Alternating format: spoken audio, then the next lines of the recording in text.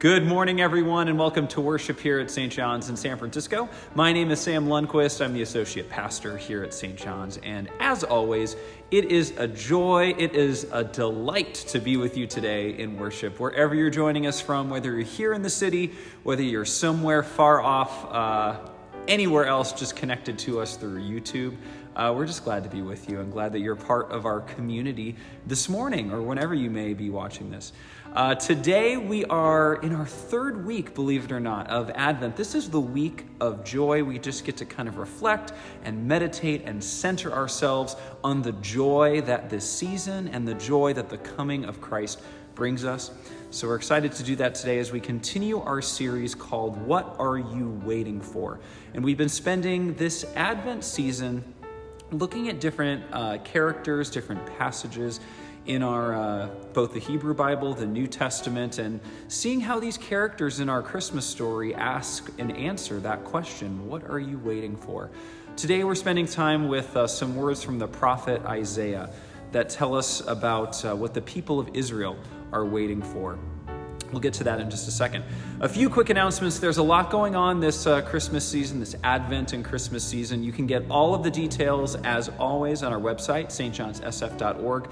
There's a button right at the top. It says Christmas. Just click that. You'll have a page filled with all of the things going on during this time, including what's coming up if you're watching this on Sunday. Tonight, Sunday, December 11th at 5 p.m., we're having an intergenerational Christmas service. We're just spending time, especially with our families with younger kids, telling their Christmas story, singing songs, having some treats together. That's tonight, the 11th at 5 p.m. So everybody's welcome. So you're definitely welcome to come down. It's primarily geared towards our families with young children, but everybody's invited to share in that joy and in that fun. That's tonight at 5 p.m. Then we have Christmas Eve. We have two services, 5:30 p.m. and 8 p.m. These are identical services, so don't feel like you need to come to one versus the other, just based on your schedule. We wanted to offer you two identical services. It's going to be a beautiful evening filled with music, our Christmas story, candlelight, and just a lot of storytelling as well. So we hope you can join us for either of those services, 5:30 and 8 p.m. We also have a service on Christmas Day. Christmas Day falls on a Sunday this year, so if you're in town and want to join us here at the building, we're going to have a just kind of casual service on Christmas morning with, again, more music. We're going to be decorating some cookies together, and it'll be a really nice time to get together. This Christmas season, we're also gathering gifts, gathering items that people need as we support our friends and organizations that support migrants who are entering into the U.S. So all the details, again, are on our website, but if you come to our building, if you're here in the area, we have a giving tree set up in our lobby area, and this is covered in ornaments with different items on it, everything from, kids' clothes, socks, underwear, diapers, baby items, and that sort of thing. You can take off any of those ornaments and just go grab that item and then bring it back unwrapped and place it under our giving tree in our lobby, and we'll make sure those get to the folks that we're connected with. We're connected to an amazing organization, as well as folks that we've accompanied during their migration journeys themselves. So just a wonderful time to support those who are in need that we've been connected to for many, many years. What else is going on? Also coming up, we've got Theology on Tap. This coming Thursday at 7 p.m., we're going to meet at the Bitter End, which is right by our building. And we have all sorts of other stuff going on. Make sure you sign up for our newsletter if you're not signed up already. We send out a weekly email update with everything that's going on here at St. John's, and it's a great way to keep up to date on everything that's going on. So if you're not signed up, you can sign up on our website. We'd love to have you as part of our newsletter list. And so with that, again, in this season of joy, I just invite you to rejoice in this season, in this Christmas season, and let us gather together as we worship. Before the marvel of this night, adoring fold your wings and bow, then tear the sky apart with light, and with your news the world endow. Proclaim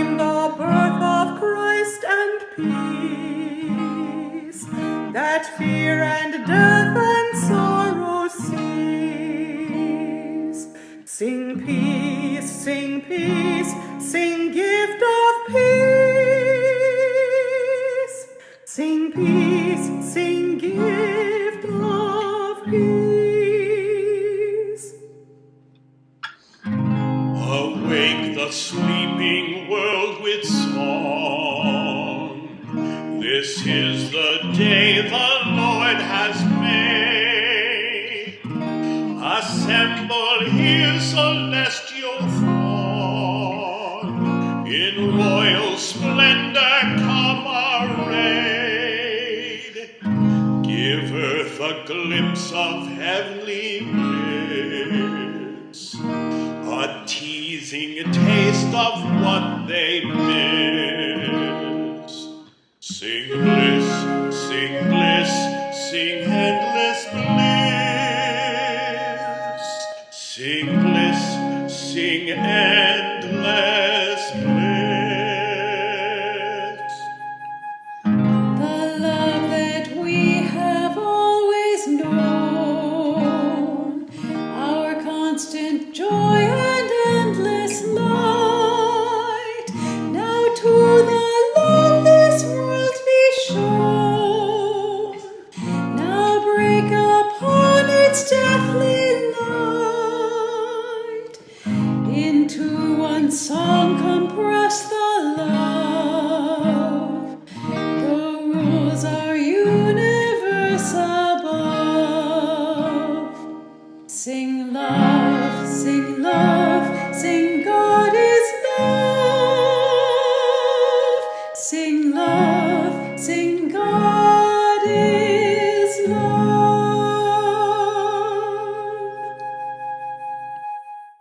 This week, as we light the Advent candle of joy, I invite you to listen to the words of this meditation. We wait in the darkness, expectantly, longingly, anxiously, thoughtfully. The darkness is our friend. In the darkness of the earth, all things grow, from seed to sprout, eager to gather the light of the sun. In the darkness of the earth, the Christ child rooted himself in all of humanity so all would sprout leaves of new life.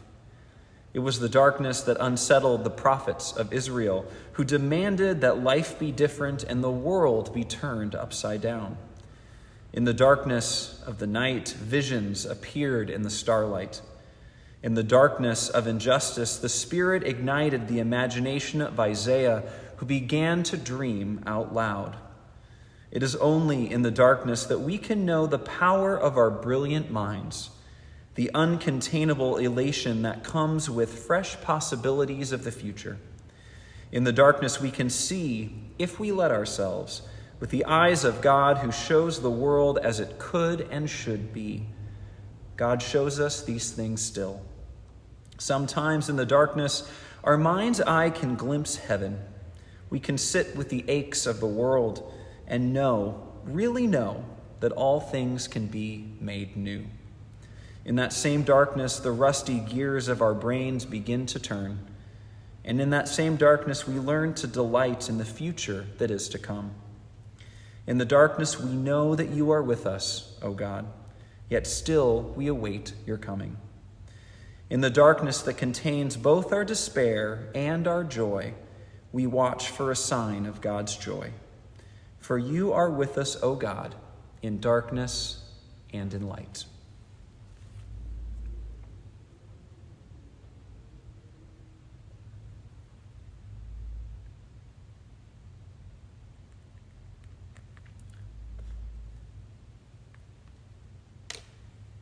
Amen.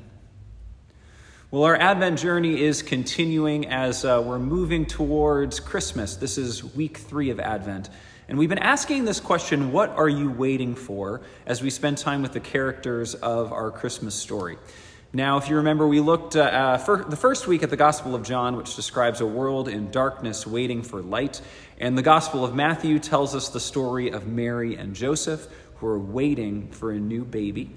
Well, today we are in the Hebrew Bible, and these words from the prophet Isaiah. And these words actually precede what we've read before. They're prophetic words of hope and of expectation that are swimming in the cultural and spiritual imagination of Israel when Jesus is born.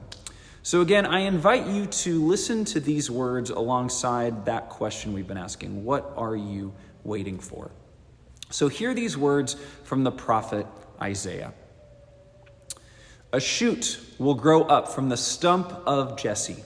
A branch will sprout from his roots. The Lord's Spirit will rest upon him, a spirit of wisdom and understanding, a spirit of planning and strength, a spirit of knowledge and fear of the Lord. He will delight in fearing the Lord. He won't judge by appearances, nor decide by hearsay. He will judge the needy with righteousness and decide with equity for those who suffer in the land. He will strike the violent with the rod of his mouth. By the breath of his lips he will kill the wicked. Righteousness will be the belt around his hips, and faithfulness the belt around his waist. The wolf will live with the lamb. The leopard will lie down with the young goat. The calf and the young lion will feed together, and a little child will lead them. The cow and the bear will graze. Their young will lie down together, and the lion will eat straw like an ox. A nursing child will play over the snake's hole. Toddlers will reach right over the serpent's den. They won't harm or destroy anywhere on my holy mountain. The earth will surely be filled with the knowledge of the Lord, just as water covers the sea. On that day, the root of Jesse will stand as a signal to the peoples. The nations will seek him out, and his dwelling will be glorious. Now, ever since I was little, I've always loved the Christmas season. Now, it's not because of the gift giving, those are nice, but really because it gave me so much joy to see how everything, the houses, the schools, the malls, everything was transformed. It all looked different with lights and decorations and music and color. The world just comes alive in a completely different way. I've always loved that. It's really the only time of year like that. Halloween's coming up close these days, I feel like, but until a radio station changes to playing Monster Mash and Thriller 24/7, the Christmas and holiday season are still number one for me. Now, here in the U.S., it wasn't originally like that. Our Christmas celebrations began either relatively small or pretty non-existent. Way back when the Puritans who settled our country in New England actually frowned upon and then outright banned all Christmas celebrations. And that was largely because the holiday had a history of being pretty rowdy. After all, the word merry, as in Merry Christmas, the word merry originally meant delightfully tipsy. So folks were concerned about celebrations getting a little too out of hand. So the anti-Christmas folks held their ground for a while, but then in the early 1800s, about 200 years ago now, Christmas went through a big rebrand. This was new and improved Christmas, now with more holiday cheer. And so the way we celebrate Christmas now really comes and is born from this time period. It started over in England. Queen Charlotte, she was originally from an area in what is now Germany. So she was German, and she married into the British royal family in 1761. And she brought with her all sorts of German Christmas customs, and that included things like gingerbread, decorating with evergreen branches and holly berries, decking the halls with boughs of holly, if you will. And also the tradition of putting up a Christmas tree in your home. The Queen kept her Christmas tree largely private for the first many years. But in 1800, she had a large public Christmas party, and in the center of the celebration was an elegant Christmas tree, and it was covered with tinsel and ornaments and toys and lit candles. And of course, the public loved it, and the tradition spread like wildfire through England. And it became even more popular when Queen Charlotte's successor, Queen Victoria, took the throne. So England was having a Christmas renaissance, so to speak, and eventually that floated across the pond to the U.S., and that's why we decorate the way we do. But there's another piece of the Christmas puzzle which is really how this season transformed from that pretty wild, rowdy party into a family and friend-centered day about giving and generosity. And the man who really wrapped all of that up with a big old bow was Charles Dickens, who wrote the famous story, A Christmas Carol. Maybe you've read the short novel itself, or perhaps, you might be a Muppet Christmas Carol fan, a Mickey Christmas Carol fan, or maybe you've seen the new Ryan Reynolds version on Apple TV. This story has become embedded into what it means to celebrate Christmas here in the U.S. And Charles Dickens, really didn't intend for that to happen. Or he didn't set out to do that, I should say. The story came to be because he looked around his country and his city, and he was shocked by what he saw. This was the mid-1800s in Victorian England, and the country was going through a rapid shift. It was the Industrial Revolution, and whole new ways of creating and manufacturing goods were coming to be. Now, to make all these new goods, to make all this happen, thousands of people poured into the cities from the countryside to support the new economy, working in the factories, including many child workers whose welfare was very much often overlooked. Dickens read reports of 8-year-old kids working 16-hour days in factories and other children spending day after day digging in coal mines and tin mines. He saw the poor getting poorer, families being split apart because of these working conditions, and industrializing companies not looking out for the well-being of their workers. These were all new problems for a society that hadn't faced all this before. It was a time of big transition, so Dickens felt moved to do something. And he decided to do what he did best. He wrote a story. And it's the story we all know of Ebenezer Scrooge. Scrooge, this greedy, selfish businessman, visited by 4 ghosts on Christmas Eve. First, the ghost of his former business partner, who warns him of his coming fate to be eternally bound by chains. And then he's visited by 3 ghosts, the ghosts of Christmas past, present, and the future, who show Scrooge the full story of his life, where he's been and where he's headed, if his life doesn't change. And it's through those ghostly visits that Scrooge wakes up on Christmas morning, and he's a changed, redeemed man, realizing that he must become a man of kindness and generosity and compassion and put everything he used to be aside so he could help those in need. So he starts joyfully giving his money away, and he's a brand new person.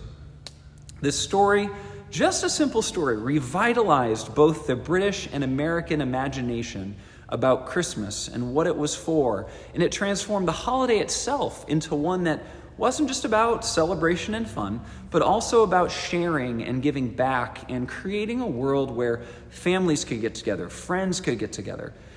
And really, that's the center of our celebrations and kind of the heart of our Christmas holiday today.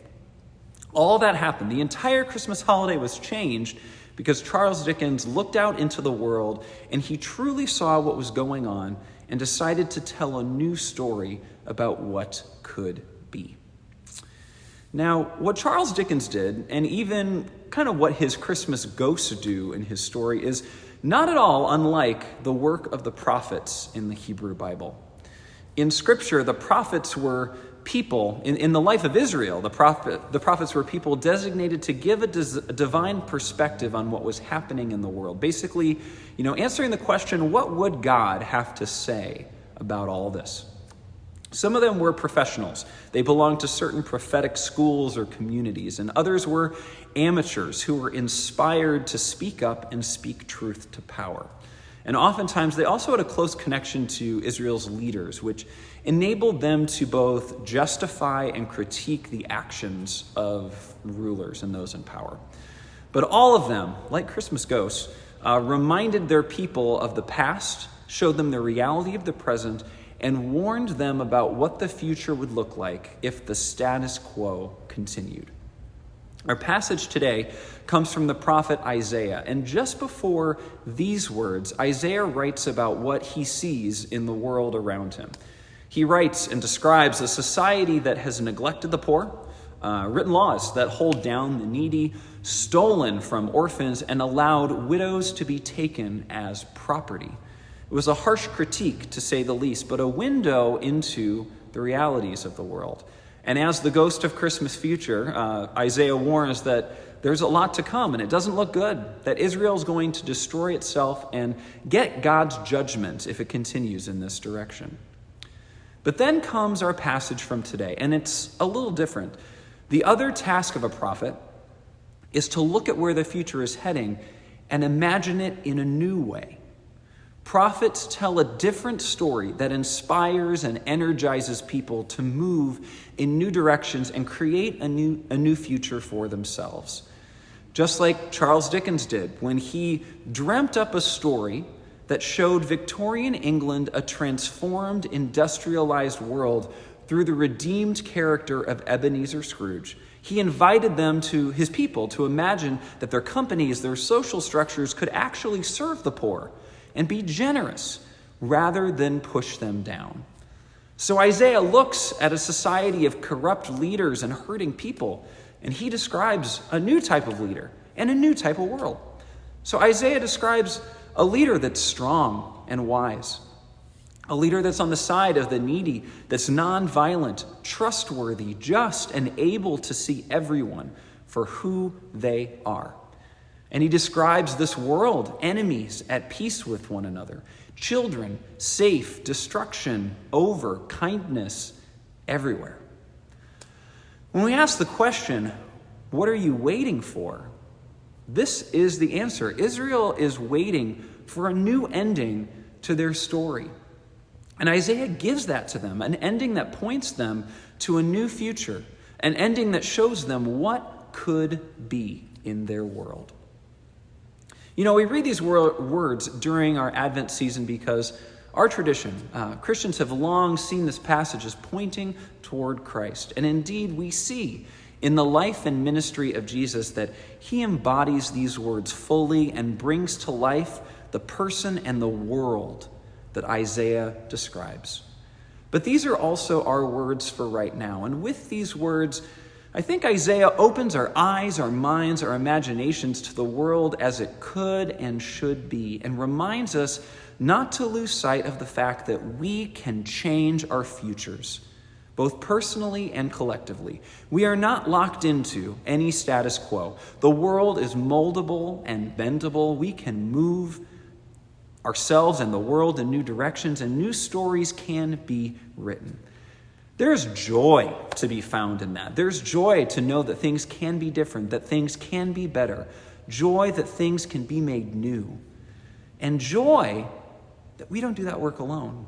We do that in the comfort and care of community with one another and with the wisdom and guidance of God who continues to draw us closer and closer to goodness and justice. Now, I don't have to give you a list of what our world, our nation, our city, what we're all facing right now. And in fact, I won't give you that list because I think these words from Isaiah are an invitation for us to be honest about what we see around us, what we see in our neighborhoods, on our streets, in our schools, in our marketplaces. We each of us see, hear, and know our world in unique and important ways. So just like Charles Dickens looked around at his world, ask yourselves, what do you see around you in your city today? What is not as it should be? What is God calling out to notice for you? And in the prophetic, imaginative spirit of Isaiah, what is the most beautiful and just city you can imagine? And how would it feel if that world came to be? In these final few weeks of Advent, I invite you to sit with those questions.